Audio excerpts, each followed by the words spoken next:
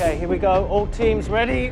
I got to finish my binge watching of Jack Ryan Season 2. It's only 8 episodes, so they actually fly by pretty quickly. But here I am in Japan covering a Tom Clancy event. The big Pro League finals for Rainbow Six Siege are here. And I finished off a Tom Clancy series that I was actually really looking forward to. I enjoyed Jack Ryan Season 1 quite a bit more than I thought that I would. I always thought that John Krasinski was a bit of an odd casting choice to be this leading man spy with a bit of an action edge, but there was an element there that kind of made sense because this was a guy that got dragged into action kind of against his own desire.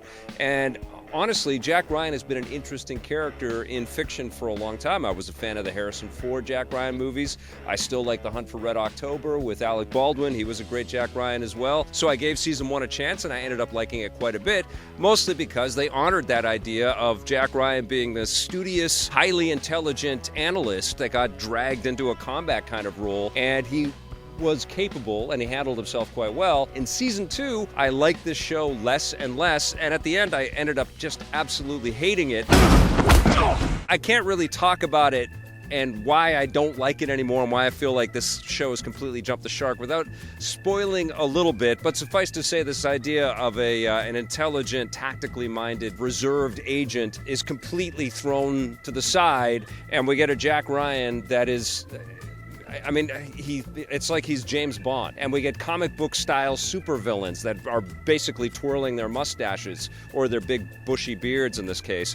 And the supervillain is the president of Venezuela. And I just thought it was ridiculous. At one point, he kills somebody very close to him in the most atrocious and despicable way you can imagine. He's got a prisoner of war camp, he's got a dungeon in his palace, and it's just all so cartoonish and just over the top. And the other thing is John Hugenlacher, who was terrific in the first season, he played this kind of deadpan military specialist that got connected with Wendell Pierce and John Krasinski's characters and kind of trained them and got them ready for the combat and the conflict that they faced in the first season. Good performer.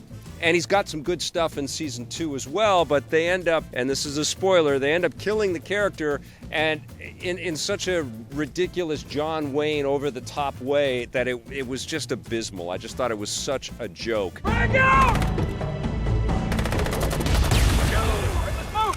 Move! There is this female presidential candidate that's going up against the evil president. Her name is Gloria Bonalde, played by Christina Umana. And I just thought, man, this would have been a way cooler show if they had focused on her story, and Jack Ryan and Jim Greer, Wendell Pierce and John Krasinski had just been kind of little supporting characters that popped up, and they were trying to deal with all of the intrigue and the spy stuff, but in a more of a supporting way. And it would have added a whole different dynamic to this story, and they could have grounded it. Instead, we have this ridiculous, and this is major spoilers, but we have this ridiculous ending sequence where it's our two leads, it's Wendell Pierce and John Krasinski and Mike Kelly as well, who is slumming it after his terrific work on House of Cards. They're all packing machine guns, and they've got a bunch of other military guys with them, and they commandeer a U.S. military chopper, and they land on the roof of the presidential palace in Caracas, and they basically have a firefight all the way through this palace, and it's just so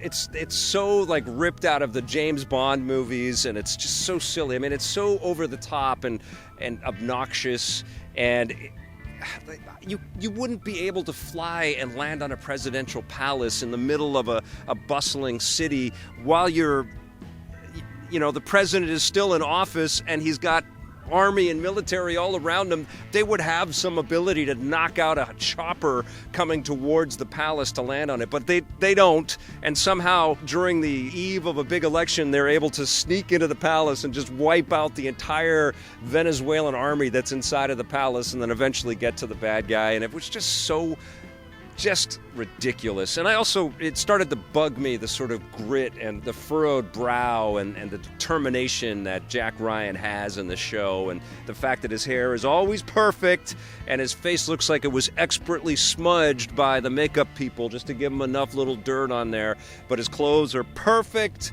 and he's just like, it's like he's like one of the J. Crew models that the other models said, "Man, you look badass. You're ready for your scene."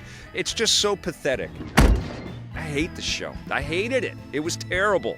And I was so disappointed because it started off pretty strong. So I'm giving season 2 of Jack Ryan a 4 out of 10. And I'll tell you what, I'm done. I'm not coming back for season 3.